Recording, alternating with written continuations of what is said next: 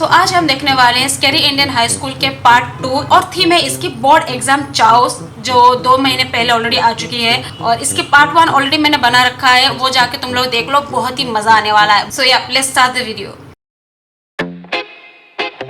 हर महीना वैन के 800 रुपए बचाने के लिए हम लोगों ने साइकिल से स्कूल जाना चालू कर दिया था। ये हो गई व्हाट? 4 लौंडे थरथराती ठंड में साइकिल से स्कूल जाते हैं, ब्लेजर, टोपा, मफलर बांध बुंदा के। एक तो ये ब्लेजर बहुत अजीब था हमारे स्कूल का।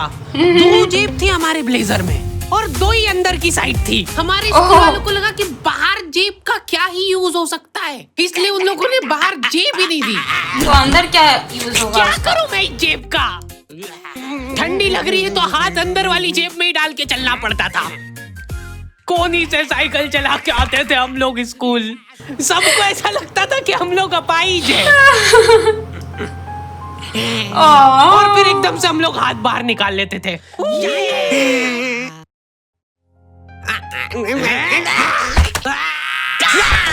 मजाक बना के रख दिया डिसेबिलिटी को। जो भी हो, मुफ्त में चीजें मिल रहे थे, खामखा प्रांक एक्सपोज कर दिया। रिस्पेक्ट कम हो गई थी हमारी वजह से, लेकिन लड़कियां खुश हो गई थी इस इनोवेशन से। उनको लगा था कि ब्रा का खर्चा नहीं करना पड़ेगा, अपना जो भी सामान है उसको एकदम जेंटली इन जेबों के अंदर प्लेस कर देंगे। लेकिन इसमें एक छोटी सी दिक्कत थी। जेब पहली बात तो नीचे रहते हैं, ऊपर तो रहते नहीं है, तो वो कैसे? प्यारी समझ गई। लॉजिक कहाँ गई? स्कूल वालों ने लड़कियों के ब्लेजर में एक ही जेब रखी थी। तुम लोग नहीं समझोगे कितना मुश्किल होता है एक ही जेब में इतना सारा सामान घुसाना। हर रोज लेट होते थे हम लोग स्कूल, क्योंकि मेरी साइकिल की चेन ढीली थी। थोड़ी सी भी स्पीड बढ़ाते थे तो वो चेन उतर जाती थी। लेकिन पापा ने मेरे को प्रॉपर ट्रेनिंग दे रखी थी चेन चढ़ाने की। एक जना ऐसे खींचेगा टायर, उतने में अपने को पानी से फटाफट कस देना है। ये हो गई टाइट। बैग में पाना पेचकस रख के लाना पड़ता था मेरे को स्कूल, कि कभी भी रास्ते में चेन उतर सकती है। भाई मेरे साइकिल भी ऐसे ही करो एक बार कि तुम चुपचाप बैग में बैठ के जा रहे हो, बीच सड़क में 4 लौंडे साइकिल पलटा के ये फटाफट क्लास में बैठे हुए मेरे को डर बना रहता था कि कोई गलती से मेरा बैग चेक नहीं कर ले। तो आज हम लोग पढ़ेंगे टेंस। सबसे घटिया, वाहियात, नीच टॉपिक लगता था मेरे को टेंस। पास्ट, प्रेजेंट और फ्यूचर तक बात ठीक थी। प्रेजेंट कंटीन्यूअस टेंस क्या होता है? क्या होता है भाई? मेरा भी वही सवाल था। कि तुमको अंदाजे से ही सेंटेंस चूज करना पड़ेंगे कि ये सुनने में अच्छा लग रहा है तो यही होगा सही। एग्जाम में इन्विजिलेटर हमको क्वेश्चन पेपर पे, मैं थी इनमें से, कुछ नहीं लिखने देता था। इनको ऐसा लगता था कि हम लोग क्वेश्चन पेपर पे आंसर लिख लिख के चीटिंग करेंगे। लेकिन हमारी क्लास के बच्चे एडवांस हो गए थे, ये पूरी की पूरी आंसर शीट एक्सचेंज कर लेते थे कि तू लिख के दे, तेरे को आता है तो। बोर्ड एग्जाम थी यार हमारी। उधर आंसर शीट चेंज हो रहे हैं और जो इन्विजिलेटर है वो दूसरे मैम को देखकर अपने लाल टपका रहा है। बोर्ड एग्जाम को बहुत सीरियसली लेते थे। अलकायदा टाइप ट्रेनिंग मिली थी हम लोगों को। एग्जाम देते हुए कहीं से भी बॉम्ब गिर सकता है, लेकिन तुम्हारे हाथ नहीं रुकना चाहिए, चाहे तुमको क्वेश्चन आता हो या ना, कुछ न कुछ लिख के ही आना है। हमारा एक ही मकसद होना चाहिए, आंसर शीट भरना। नहीं आए तो अभी कुछ भी लिख के आ जाओ। मेरे को ये नहीं समझ आता कि मैं कुछ भी कैसे लिख के आ जाऊं। मेरे को आता ही नहीं है, क्या लिखूं मैं? एक तो हमको इतना डरा धमका के भेजा गया था ना सेंटर पे, मैं नर्वसनेस में मैं भी ऐसे ही भाई, मेरे साथ ही इन्विजिलेटर ने नाम पूछा, मेरे साथ भी सेम हुआ था। क्या हो सकता है बेटा? नाम तुम्हारा। 2 मिनट। इतना डर लगता है भाई, लिटरली। बोर्ड एग्जाम के नाम पे इतना डरा दिया था ना स्कूल वाले। अच्छों का मुंह निकल जाता है टट्टी के साथ मिक्स होके। तुम लोगों का एक सेंटर आएगा जिसके चारों तरफ सैनिक तैनात रहेंगे। बिना एडमिट कार्ड के वहाँ पे आसपास भी भटकते हो मत दिख जाना, जिंदा जला देंगे वो लोग। और अगर चीटिंग करते हुए पकड़ा गए तो ना तो तुम हमको जानते हो, ना हम तुमको जानते हैं। हम लोग एग्जाम वाले दिन सेंटर पहुंचे तो बच्चों से ज्यादा सिक्योरिटी थी वहाँ पे। आज तक इतनी सिक्योरिटी मैंने एयरपोर्ट पे भी नहीं देखी थी। भाई साहब थी वहाँ पे टैंक लेके। वो सिक्योरिटी वाले एक एक रबड़ का रैपर निकाल के देख रहे थे कि उसके पीछे तो नहीं लिख के लाया कुछ। क्या पता लिख नहीं। लूंगा मैं इतनी सी जगह में? लिख भी लिया तो मेरे को क्यों ही समझ भाई, नहीं क्यों आया कि इतनी क्या torture लिखा क्यों? है। कुछ चीजों का मेरे को लॉजिक ही समझ नहीं आया था कि तुम वही नंबर तो। वाली घड़ी पहन के नहीं जा सकते। काहे? पहनना है तो कांटे वाली पहनो। उनको शायद शक हो गया था कि ये सारे लोग एक साथ कोऑर्डिनेशन करके बम नहीं फोड़ दे। उधर एक बच्चे की घड़ी का अलार्म बज गया और वो बजता भी बॉम्ब के टाइमर जैसा है। Oh shit, my god, damn bro. Al-Qaeda जिंदाबाद। जिस पाउच में तुम सामान ला रहे हो वो भी ट्रांसपेरेंट होना चाहिए। मेरे बैग में से इनको पाने पेचकस मिले थे। क्या जवाब दूं मैं इसका कि क्या यूज में आते ये? उनको वहां पे डेमो करके बताना पड़ा कि ये यूज में आता है ये सब। फिर बाकी बच्चों ने भी कंफर्म करा कि हाँ देखा तो है हमने इनको रास्ते में ये हरकत करते हुए। ये सब देख के उन्होंने मेरे पाने पेचकस तो हाथों हाथ नाली में फेंक दिए थे। हमारे एक साथी की What? जेब में से ड्रग्स बरामद हो गए थे।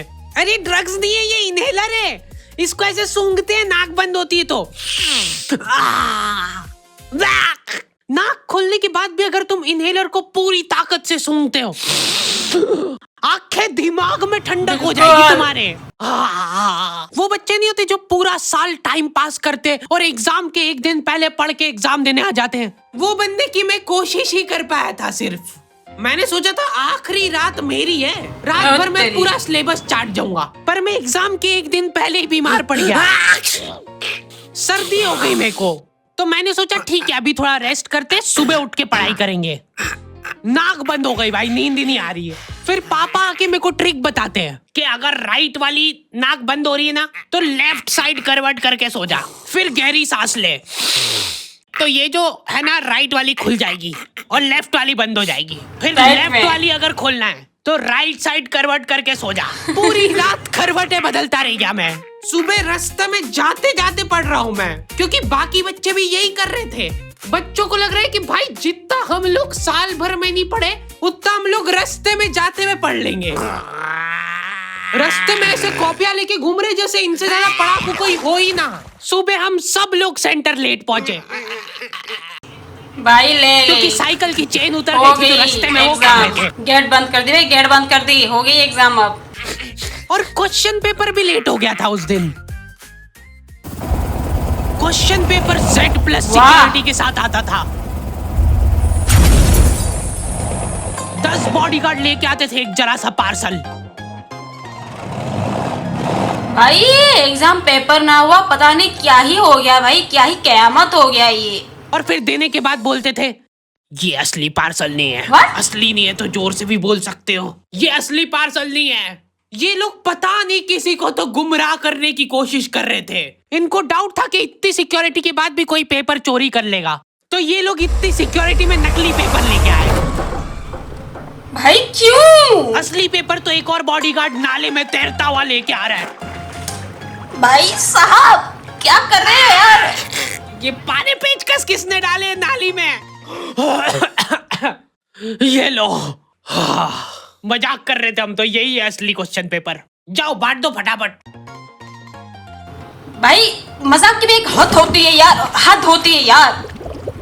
ये अपना आपस में एक दूसरे को गुमराह कर रहे थे। एक बार बस सोच के देखो कि ये सारी हरकतों के बाद भी अगर पेपर लीक हो गया तो एक आदमी टेलीग्राम पे क्वेश्चन पेपर बेचने लग गया था, वो भी एग्जाम के महीने भर पहले से। तब तक क्वेश्चन पेपर बना भी नहीं था।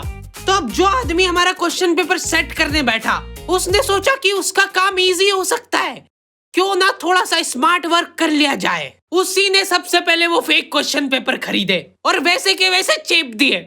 जिसने पेपर लीक करा था वो खुद सोच में पड़ गया कि ये कैसे हो गया।